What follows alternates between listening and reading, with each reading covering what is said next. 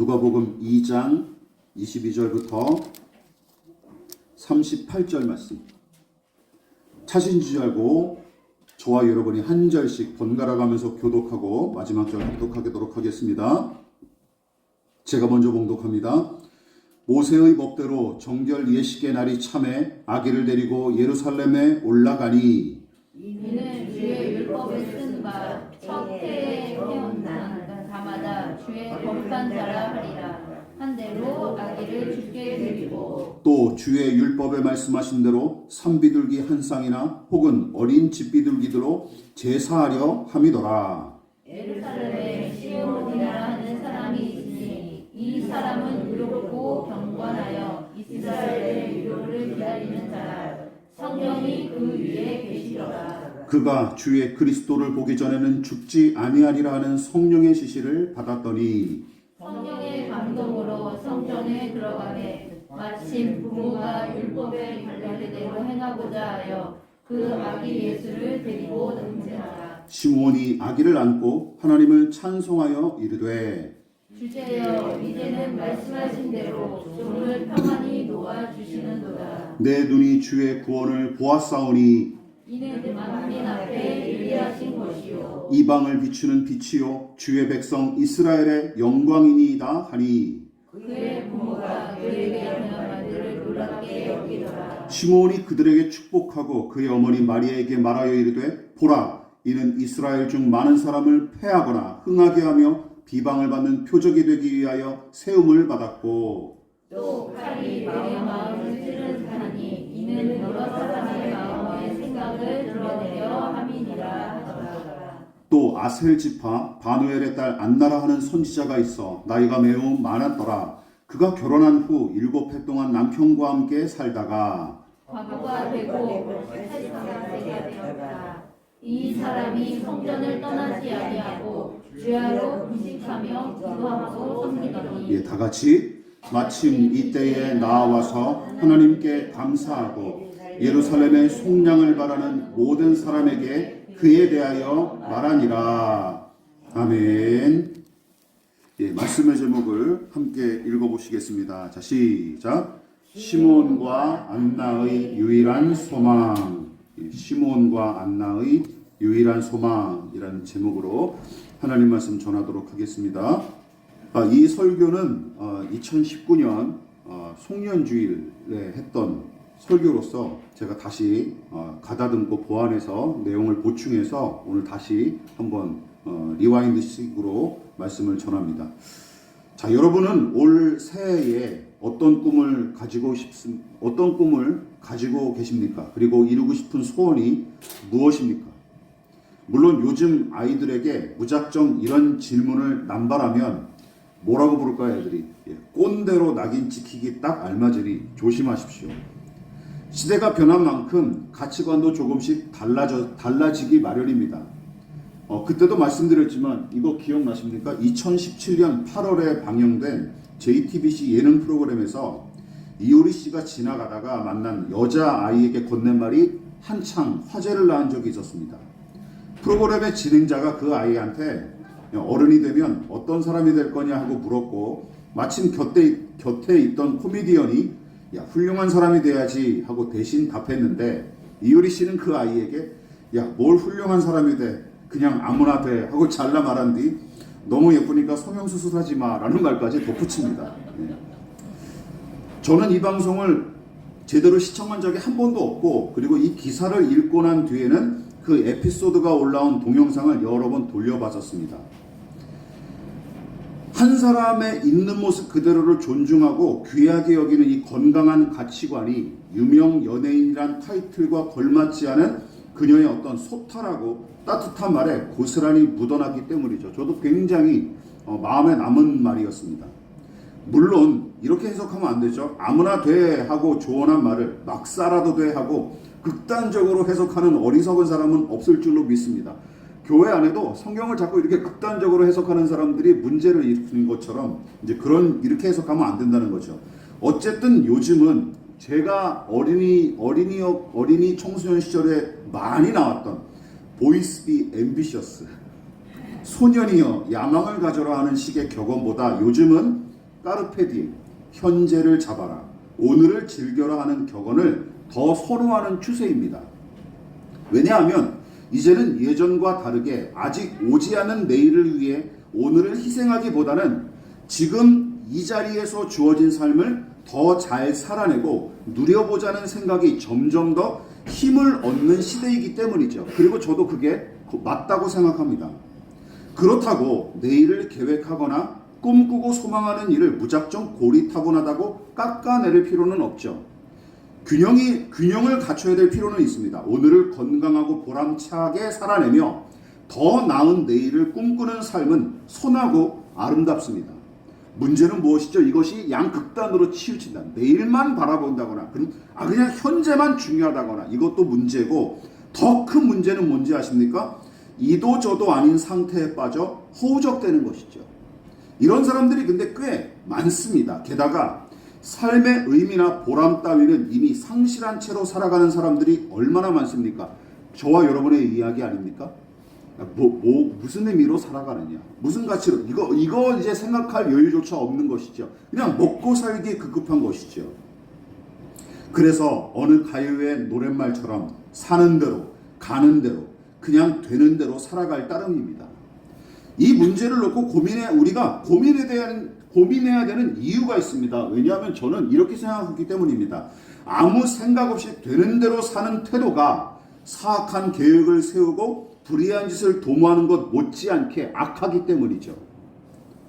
프랑스의 시인이자 사상가인 폴 발레리라고 하는 사람은 여러분들이 가끔씩 들어보셨을 거예요. 뭐라고 지적했습니까? 생각대로 살지 않으면 사는 대로 생각한다 라고 지적했어요. 그리고 독일의 철학자이자 사상가인 한나 아렌트 여사는 여기서 한 발 더 나아가 무사유, 즉 생각 없이 사는 것이나 생각하지 않은 태도 자체를 죄라고 비판했습니다.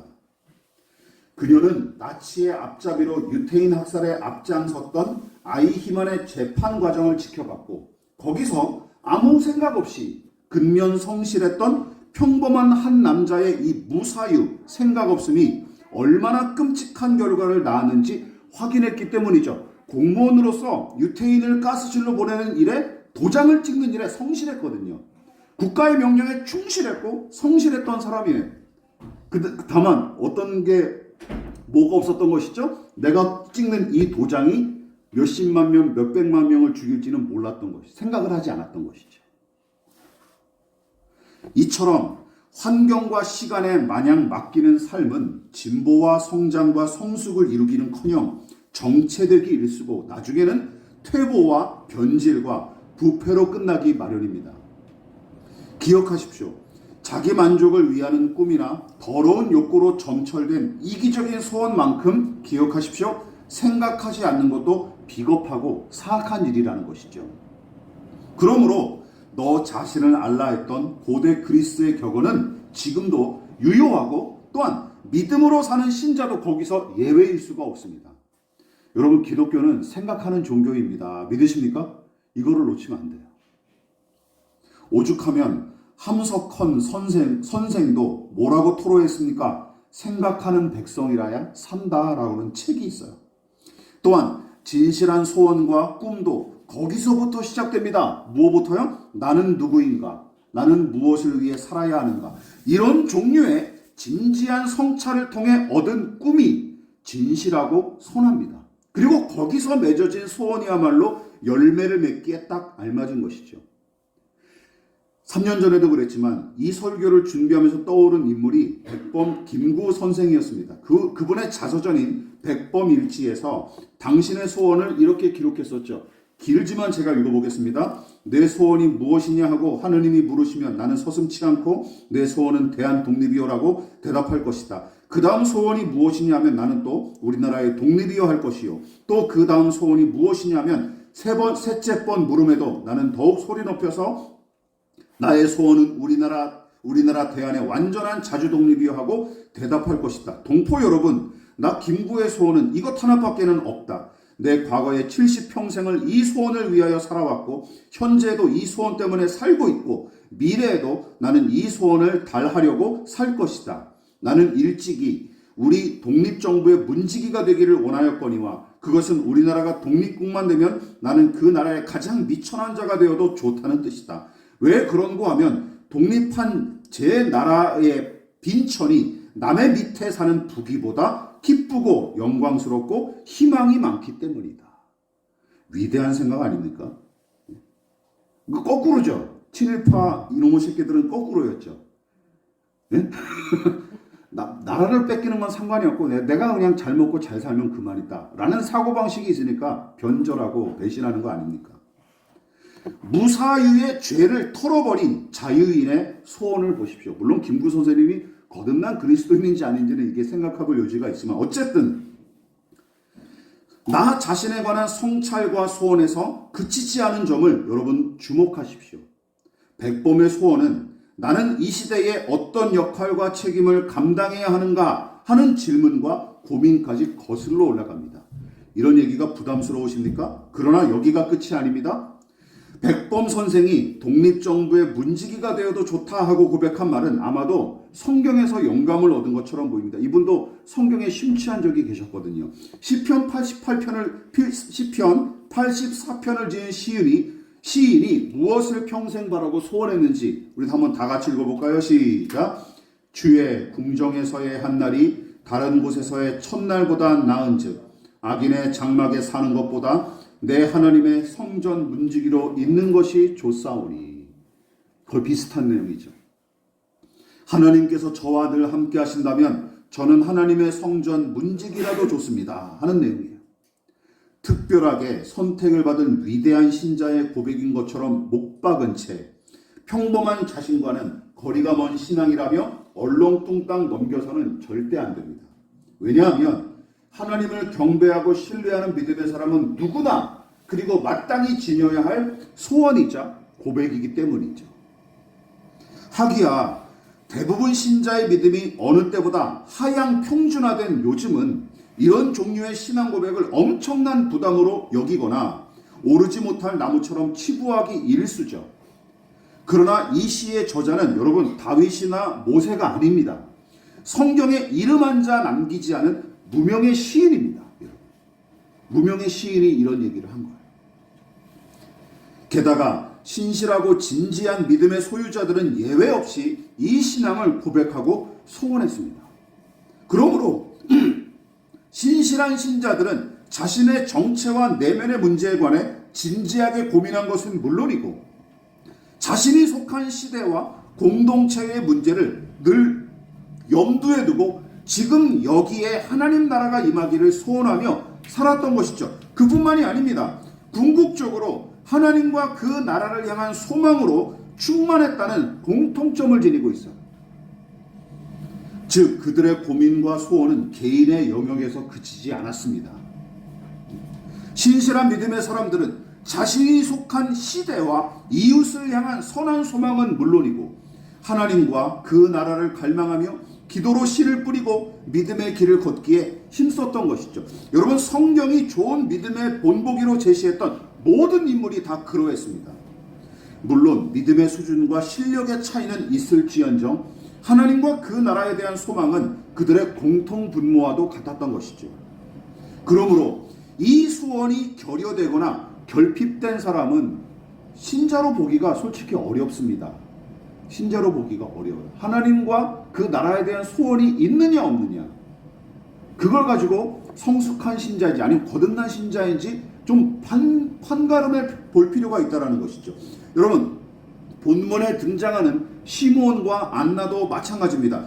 여러분 두 사람의 소원은 개인의 행복이나 안락이 아니었어요. 만일 자신의 안락이나 풍요가 두 사람의 가장 큰 소원이자 바람이었다면 여러분 본문처럼 자신의 욕구나 야심 따위를 철저하게 배제한 채 기약 없는 기다림과 기도로 세월을 보내기란 불가능한 일입니다.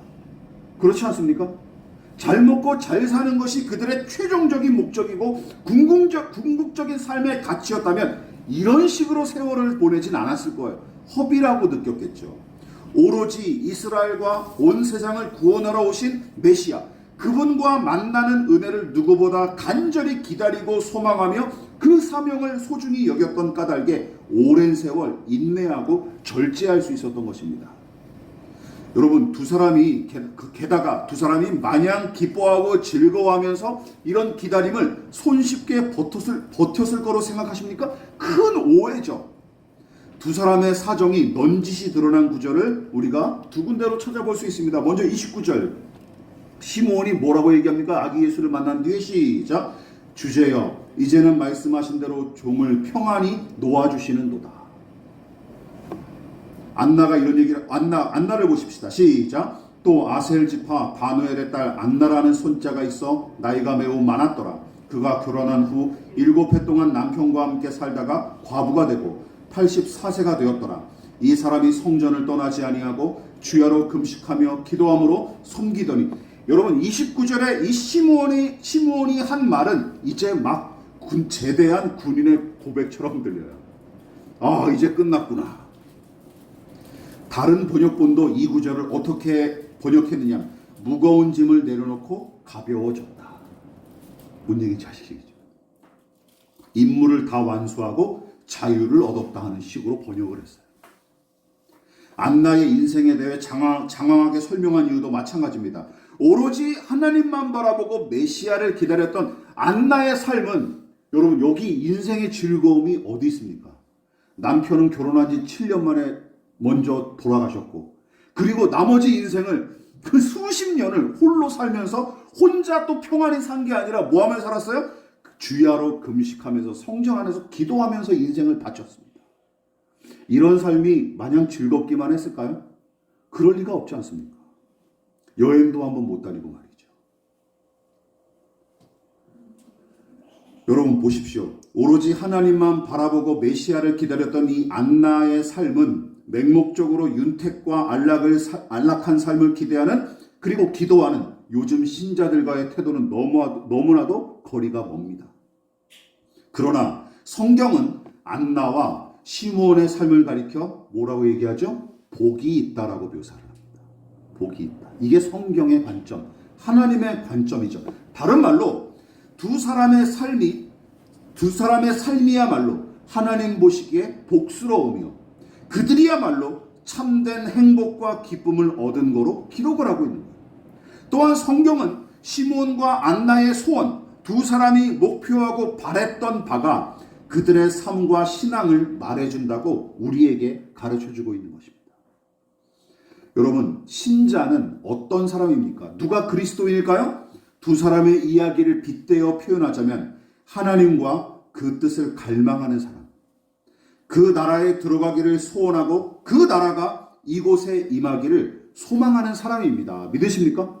이것이 바로 그리스도인의 정체라는 것이죠.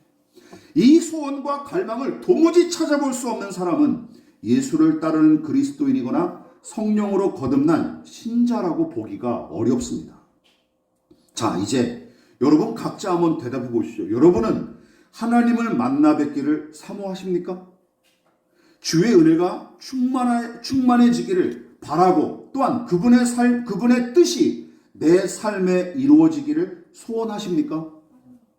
유명 인사나 램프의 요정 만나는 것처럼 만나면 좋고 못 만나면 할 수 없지 하는 이렇게 하고 많은 정도라면 여러분 하나님과 그분의 은혜를 갈망한다고 쉽게 떠들면 안 됩니다. 그건 갈망하는 게 아니죠. 해도 되고 안 해도 되고 만나도 되고 안 만나도 되고 이거는 신앙이 아니에요. 갓난 아기가 엄마 아빠의 손길을 애타게 찾으며 울부짖는 것처럼 굶주림에 거반 죽게 된 사람이 생존을 위해 밥을 찾는 것처럼 그리고 깊은 물에 빠진 사람이 지푸라기라도 잡기 위해 허우적대는 것처럼 하나님을 갈망하고 소원하는 것이 우리의 신앙임을 명심하십시오. 다윗을 비롯한 시인들의 고백을 보십시오. 이 사람들이 하나님의 은혜를 어떻게 갈망했습니까? 39편 7절 시작. 주여 이제 내가 무엇을 바라리요? 나의 소망은 주께 있나이다. 63편 1절 시작. 하나님이여 주는 나의 하나님이시라. 내가 간절히 주를 찾되 물이 없어 마르고 황폐한 땅에서 내 영혼이 주를 갈망하며 내 육체가 주를 앙모하나이다. 여러분 이들의 고백이 만나면 좋고 안 만나면 그만인 것처럼 들리십니까? 다윗은 세상의 관점으로 보면 온갖 부귀 영화를 다 누려본 인물이고 게다가 금수저로부터 시작해서 금수저의 자리까지 오른 사람입니다. 그런데도 그는 뭐라고 고백합니까? 내가 바랄 만한 게 하나도 없었습니다 라고 고백합니다. 내가 의지하고 바랄 만한 게 지금까지 모든 걸 다 누려봤지만 그런 것도 다 의지가 안 되더이다 라고 고백하는 거예요. 궁극적인 소망은 오직 주님 안에 있습니다 하고 고백합니다. 시편 63편을 노래한 고라 자손의 고백은 더더욱 절절하죠. 건조한 사막에서 물을 찾는 것처럼 하나님과 그 은혜를 갈망한다고 호소하는 이 모습을 보십시오. 이들은 하나님을 대신하거나 대치할 것이 없다고 단호하게 선포하고 있는 것입니다.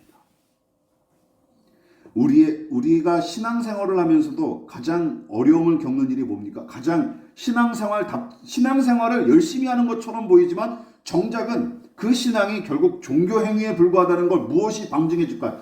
하나님 그래 글쎄 있어도 되시고 없어도 되지 뭐 솔직히 얘기하면 그런 거죠. 아 교회 그래 열심히 다녀야 되겠지만 그래 뭐 그렇게 다녀도 되고 안 다녀도 뭐 내 삶에는 별 영향이 없더라 이런 거죠. 이게 참 무서운 거예요. 차라리 불신앙보다 이게 더 무섭습니다. 이게 변화될 여지가 더 없어요. 제가 지켜본 바로는 해도 되고 안 해도 되고 나가도 되고 안 나가도 되고 믿어도 되고 안 믿어도 될 것 같은데까지 나가는 거예요. 그러니까 하나님 대신 다른 어떤 게 많이 확보했다고 생각을 하는 거죠. 하나님 위에 나를 구원하고 행복하게 할 만한 다른 조건들이 많이 있다라고 생각하는 거예요. 착각이죠. 착각이죠. 이들은 하나님을 대신하거나 대치할 것이 없다고 선포하는 것입니다.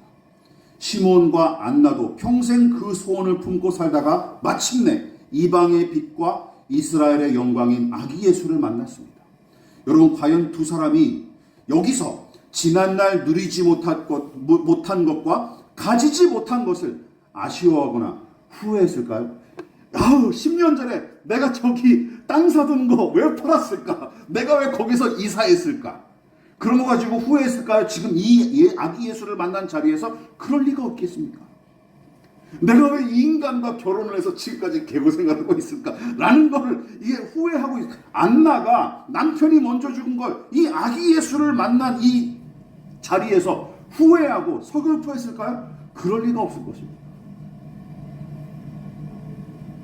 오히려 구세주를 향한 갈망과 소원이 성취된 사실 하나만으로 저 스스로 대견하게 여기며 넘치는 기쁨과 보람과 감격을 누렸을 것입니다.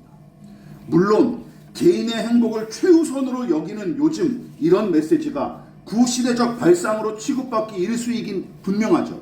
그러나 하나님의 나라와 그 의를 향한 갈망과 소원이 없는 사람은 앞에도 말씀드렸듯이 그리스도인이 아닙니다. 그리스도인이 아닙니다.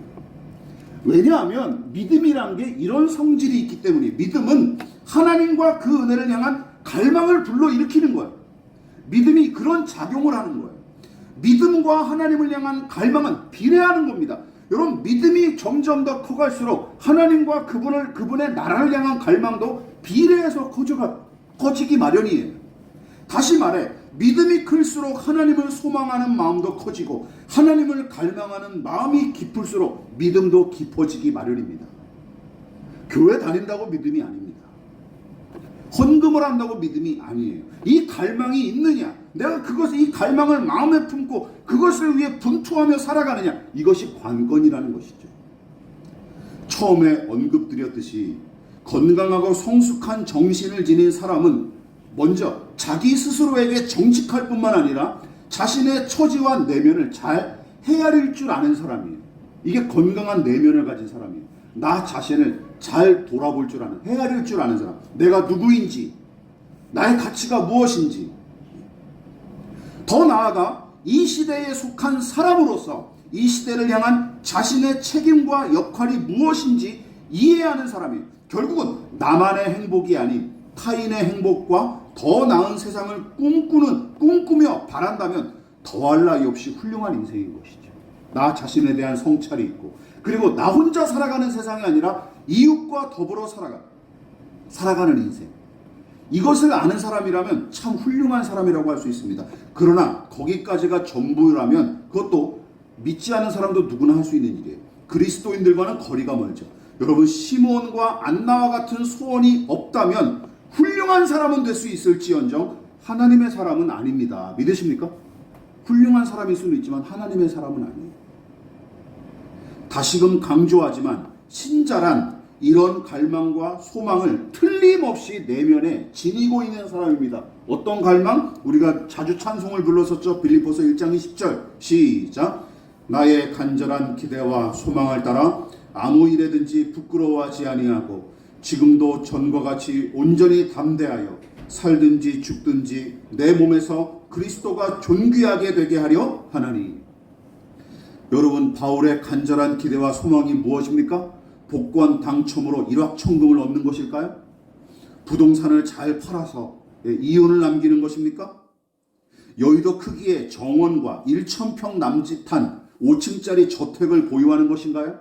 한 달에 10억씩 통장에 이체되고 일주일에 한 번씩 해외여행 다니기를 소원하십니까?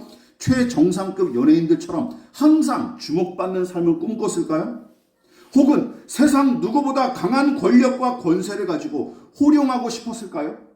바울의 관심과 갈망, 인생의 궁극적인 목표와 간절한 소원은 자신의 삶을 통해 예수 그리스도께서 높여지고 영광 받으시는 것이었습니다. 믿으십니까? 이것이었어요. 사도행전이 그의 삶을 증명해 주지 않습니까? 자기 스스로에게 영광을 추구하고 자기의 이익을 위해 살아가는 사람이라면 사도행전의 사도 바울에 관한 기록은 통째로 날아가 버려야 돼요. 그렇죠. 근데 사도행전의 사도 바울은 점점 어떻죠? 점점 더 낮아지고 점점 더 가난해지고 점점 더 어려워지고 나중에는 어떤 신세로 로마에 끌려갑니까? 죄수가 되어 끌려갑니다. 그리고 나중에는 순교당하죠. 그렇죠. 여러분 보십시오. 바울은 그 소망과 믿음을 통해 매번 죄인이자 사명자인 자신의 실체를 직시했고 자신의 동족과 이 시대의 치유와 회복을 위한 소원을 품고 있었으며 궁극적으로는 거대한 소망의 바다를 치열하게 항해했습니다. 그는 자신의 소원이 좌절되더라도 하나님을 향한 소원을 붙잡고 이겨냈던 인물이죠. 내 소망은 꺾여도 좋다. 그러나 하나님을 향한 소망은 내게 남아있다. 이것 가지고 산 사람이에요. 그렇다고 하나님과 복음만 중요하고 세상 다 쓸데없다. 그러니 가정과 직장, 학업 따위 다 때려치고 부질없이 모은 재산 다 팔아 교회에 바치자 하고 선동하는 거로 오해하시면 안 됩니다. 이거 사이비적 행태나 종교 중독에 불과한 것이지 건전한 신앙과는 아주 거리가 먼 것이죠. 그리고 혹여나 어떤 설교자나 교회에서 이런 식으로 자꾸 세상과 분리하거나 아니면 교회에만 가둬두는 식으로 신앙 형태가 이루어진다면 얼른 피하십시오. 그리고 멀리하십시오. 그러나 시몬과 안나, 다윗과 고라자손 같은 이들은 종교 중독이나 사이비에 빠진 것이 아니라 다만 하나님과 그분의 나라를 가장 바랐던 것이고 그 은혜와 임재를 최고의 소원으로 삼았던 것입니다. 이것이 그들의 분명한 신앙관이었던 것이죠. 말씀을 마무리하도록 하겠습니다. 여러분의 소원은 무엇입니까? 거기에 제가 올해 가진 계획과 소망 중에 하나님이 끼어들 틈이 있습니까? 이게 없으면 여러분 하나님 앞에 이거 죄송해야 될 일이에요. 올해 가진 소원과 소망이 거기에 무슨 하나님이 끼어들 틈이 없다면 이거 반성하셔야 되는 거예요. 아니, 하나님을 소망하기보다 하나님을 이용해서라도 자신의 소원을 이루고 싶을 뿐입니까? 그 생각에서 한 발자국도 더 나아가지 못했다면 자신의 신앙을 의심해 볼 필요가 있습니다. 여러분은 하나님의 사람입니까? 오로지 자신의 안락과 재미만 추구할 뿐이라면 굳이 교회에 나와 지루한 설교에 귀를 기울일 필요가 없어요. 시몬과 안나는 재미있는 인생과 윤택한 삶을 목표로 살지 않았습니다. 그러나 하나님이 보내실 구세주에 대한 소원과 소망을 오랜 세월 소중히 간직한 채 살아왔고 마침내 결승선을 통과한 경주자처럼 누구보다 큰 믿음과 보람과 영광을 누릴 수 있었습니다. 다시 자문해 보십시오. 여러분의 소원은 무엇입니까? 하나님과 그 나라가 거기에 들어있습니까? 아니, 그 소원이 다른 소원보다 크게 깊게 자리매김하고 있습니까? 누구보다 그리고 무엇보다 예수님을 사랑하고 갈망하십니까? 내 생존의 문제를 걸고 예수님 찾기를 만나기를 바라고 계십니까? 고린도후서 13장 5절에 사도 바울은 이렇게 도전적인 메시지를 던졌습니다. 너희는 믿음 안에 있는가? 너희 자신을 시험하고 너희 자신을 확증하라. 무엇으로 판가름해 볼 수 있을까요? 시므온과 안나와 같은 그 소망과 갈망, 그러한 삶의 그런 태도로 내가 지금 살아가고 있는지. 물론 수준 차이는 날 수 있어요. 실력의 차이는 날 수 있지만 이게 깡그리 없다면 여러분 다시 우리의 내면을 재점검해 봐야 됩니다. 하나님과 그 나라를 향한 갈망과 소원이 있는지 살펴보십시오. 이 바울의 메시지를 곱씹어 생각해 보시면서 오늘 이 말씀을 통해 나에게 주어진 2023년도 새해의 소망과 소원을 재정립할 수 있는 저와 여러분 되시기를 진심으로 축원을 드리겠습니다. 지금은 우리를 위하여 십자가에 몸버려 피 흘려 돌아가신 예수 그리스도의 한량없으신 은혜와 하나님 아버지의 지극하신 사랑하심과 성령 하나님의 영원한 사귐이 오늘 이 시간 하나님과 그 나라를 갈망하여 겸손히 머리 숙인 사랑하는 성도들의 머리머리 위에 저들의 가정과 직장과 사업장과 학업과 장래 가운데 이 나라의 민족과 한국교회와 저 북녘의 동포들과 세계와 열방 가운데 지금부터 영원히 함께 하시기를 간절히 축원하옵나이다. 아멘.